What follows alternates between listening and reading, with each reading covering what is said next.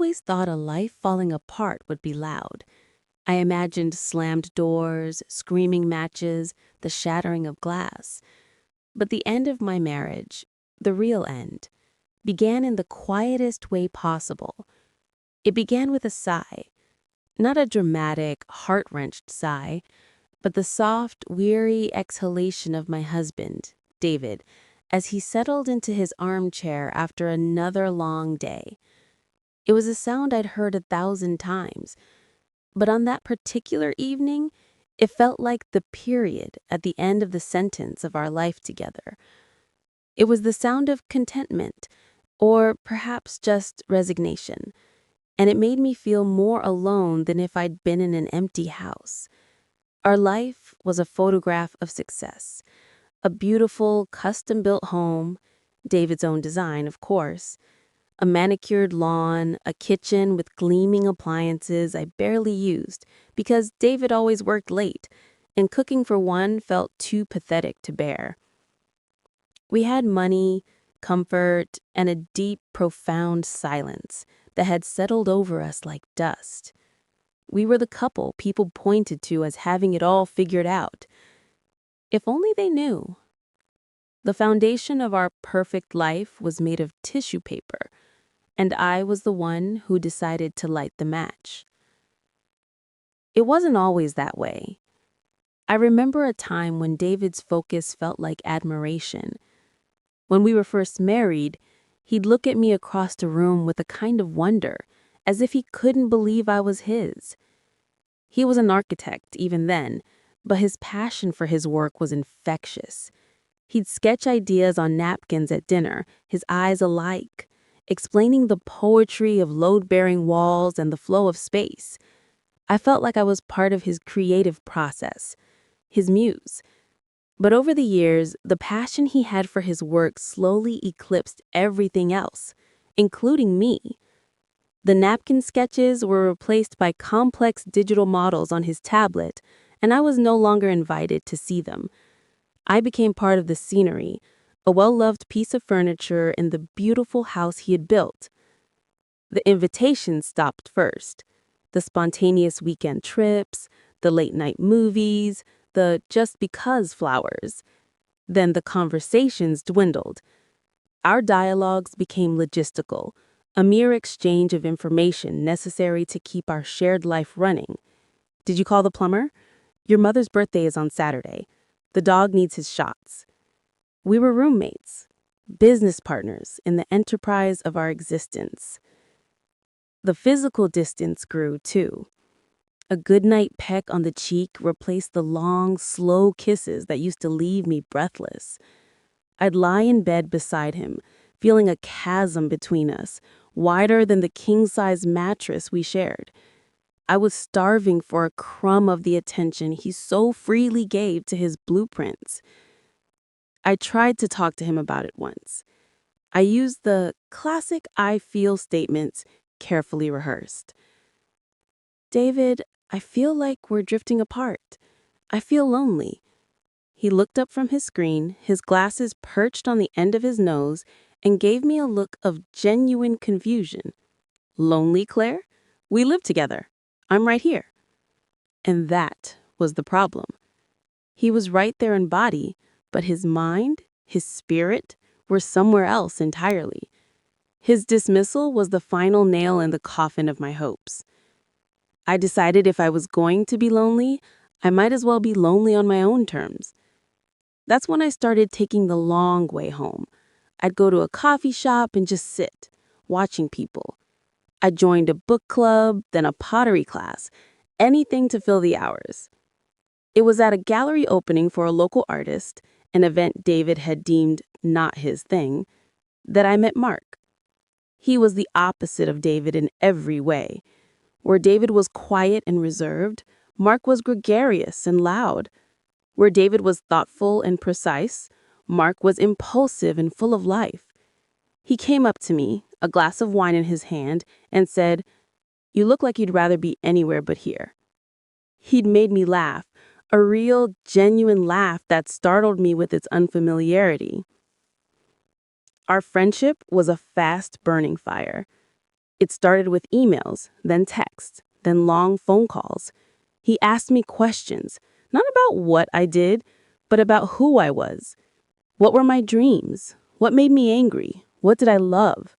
He listened to my answers as if they were the most fascinating things he'd ever heard. He made me feel interesting, desired, alive. The first time we met for a secret lunch, my hands were shaking so badly I could barely hold my fork. It was wrong. I knew it was wrong with every fiber of my being. But the guilt was a small, distant price to pay for the feeling of being seen again. The affair itself was less about passion and more about affirmation.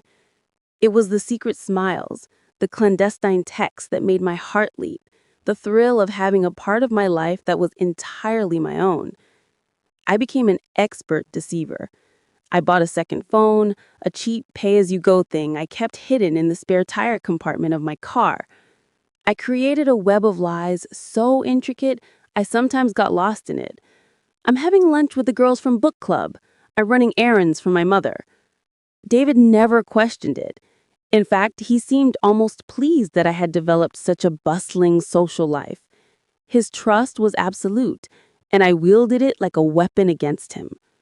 For months, I floated through my life with David on a cloud of self-congratulatory deceit. I was getting what I needed elsewhere, so I could be more patient with his absences, more tolerant of his silence. I even convinced myself I was being a better wife. The guilt was there, a constant low hum in the background, but I could quiet it by telling myself that David didn't care, that he wouldn't even notice if I was gone.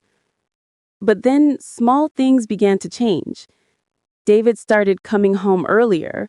He'd suggest we order in and watch a movie, something we hadn't done in years. He began asking me questions about my day, really asking, and listening to the answers. At first, I thought it was a coincidence. Then I felt a flicker of panic. Was he suspecting something?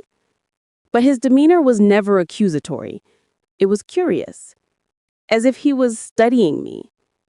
One evening, he was looking at his laptop and said out of the blue, "You know, in architecture, the most dangerous flaws are the ones you can't see. The hairline fracture in the foundation, the slow leak in the plumbing inside a wall. They fester quietly until the entire structure is compromised." He looked up at me. "You have to be vigilant. You have to always be looking." I felt a chill, but I brushed it off. He was just talking about work. Another time, I was telling him a story about my fictional friend, Linda, from my pottery class, and how her husband was traveling for work. He listened intently, then said, "It's interesting how often people create elaborate fictions when the truth becomes too uncomfortable to face." He smiled gently, "Don't you think?" My blood ran cold. I stared at him, searching for any sign of malice, but he just went back to his book. Paranoia, I told myself. It's just paranoia. The cracks in my carefully constructed world were beginning to show. I started noticing little things. My car's odometer seemed off, as if someone had been driving it when I wasn't around. My main phone, which I often left charging on the kitchen counter, would sometimes be in a slightly different position when I returned to it. I began to feel a presence, an invisible eye watching me. I started double-checking my alibis, erasing my browser history with a frantic urgency. The thrill of the affair was now laced with a constant, low-grade fear. The day it all fell apart started like any other. I told David I was spending the day with my mother. It was a safe lie. My mother lived 2 hours away and wouldn't think to check. I was meeting Mark at a little inn by the lake, a place we'd been to before. The plan was to spend a few stolen hours together. But as I was getting ready to leave, David came into the bedroom. He didn't say anything at first, just watched me put on my earrings. "You look nice," he said. His voice was soft. "Thank you," I said, my heart hammering against my ribs. "Give your mom my love," he said. He walked over to me, and for a moment I thought he was going to kiss me goodbye. Instead, he reached out and gently straightened the collar of my blouse, his fingers brushing against my neck. It was an intimate, husbandly gesture, but it felt like a threat. His eyes met mine, and for a split second, I saw something in them I hadn't seen in years. A deep, penetrating intelligence and something else. Something like pity. "I will," I whispered, my throat tight. I drove to the inn with a sense of dread I couldn't shake. The day with Mark was strained. I was jumpy, distracted. Every sound made me flinch. I cut the afternoon short, making up an excuse about my mother not feeling well. The whole drive home, I rehearsed my story, adding details, making it airtight. When I pulled into the driveway, the house was dark. A wave of relief washed over me. He was still at work. I had time to compose myself. I stepped inside, kicked off my heels, and flipped on the light. And there he was, sitting in his armchair in the living room, in the dark. He wasn't reading, he wasn't watching TV. He was just sitting, waiting. The only light came from the street lamp outside, casting long, ominous shadows across his face. On the coffee table in front of him, arranged with a chilling precision, was my secret life. The prepaid phone, a stack of printed emails, photographs of Mark and me, and most terrifying of all, a small, familiar USB drive where I stored all my personal writing, including a digital journal I'd kept about the affair. My heart didn't just skip a beat, it seemed to stop entirely. The air turned to ice in my lungs. I stood frozen, my keys clutched in my hands like a lifeline. David didn't move. He didn't yell. He just looked at me, his expression unreadable in the dim light. "Hello, Claire," he said, his voice eerily calm. "How's your mother?" I couldn't speak. I could only stare at the evidence of my betrayal laid out like a prosecutor's exhibit. He leaned forward slowly, picked up the USB drive, and held it up. "You know," he said, his tone almost conversational, "the most fascinating thing about a secret is that the longer you keep it, the more power it has. But the moment it's discovered, all that power transfers. It belongs to the person who uncovered it now." Tears began to stream down my face, hot and shameful. "David, I can explain." "Explain what?" he interrupted, his voice still quiet but now laced with a sharp, cold edge. "Explain how you've been lying to me for the better part of a year. Explain how you made me a fool in my own home." "I don't need an explanation, Claire. I have all the facts. I've had them for months." Months. The word hit me like a physical blow. The changed behavior, the strange comments, the feeling of being watched.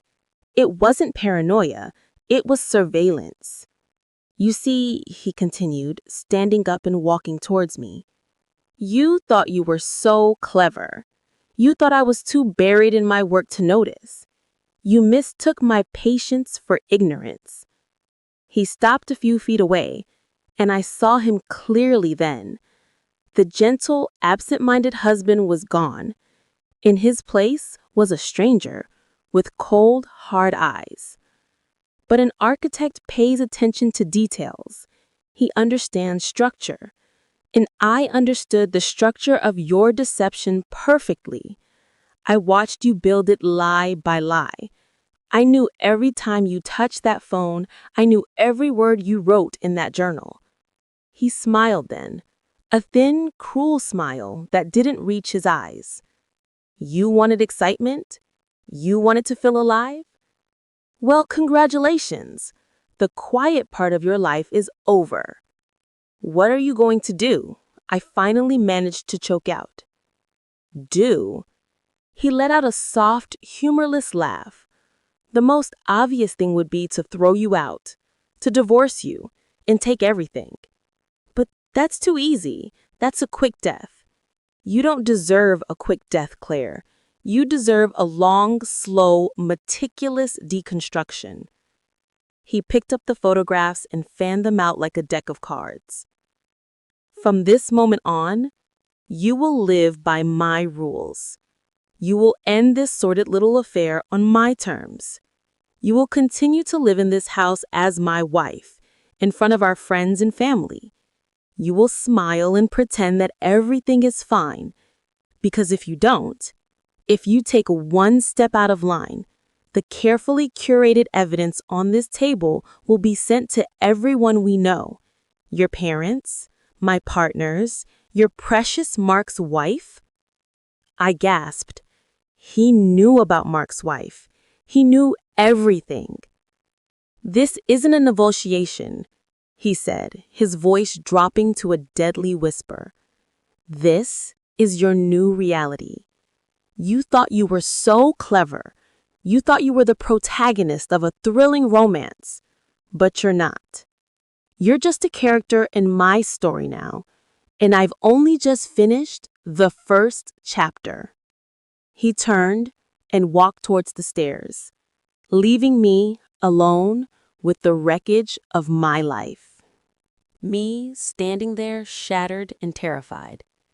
"Get some sleep, Claire," he said without looking back. "Tomorrow, we begin." The days that followed were a masterclass in psychological torture. David never raised his voice. He never called me names. He was, on the surface, the perfect attentive husband he had seemingly forgotten how to be.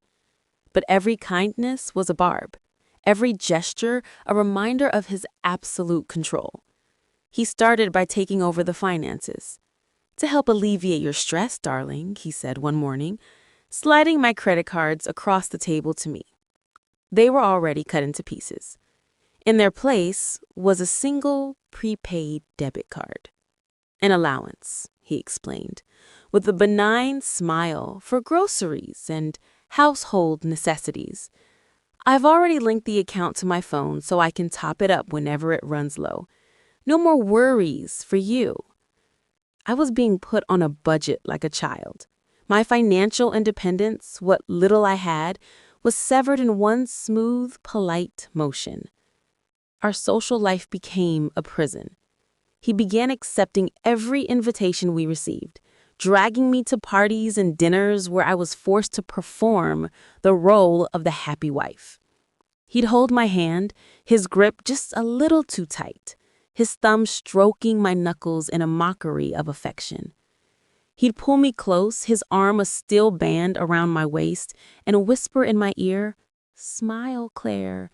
Everyone is watching. Don't they look happy for us?" I'd look at our friends' faces, seeing only their genuine delight at seeing us so connected. And I wanted to scream. He was building a beautiful, impenetrable wall around me, brick by brick, with everyone we knew as his unwitting witnesses. The most terrifying part was the waiting. He had laid out his threats, but he hadn't acted on the grand scale. I lived in a suspended animation, flinching every time the phone rang, expecting it to be my mother, hysterical after receiving his damning packet. But the call never came. The silence was his weapon. He was letting my own imagination punish me. The breaking point came a month into this new hell. He announced we were going away for the weekend. A second honeymoon, he told our friends at a dinner party, his eyes shining with feigned devotion. I felt sick. The trip was to a secluded cabin, a place he'd said he'd chosen for its privacy.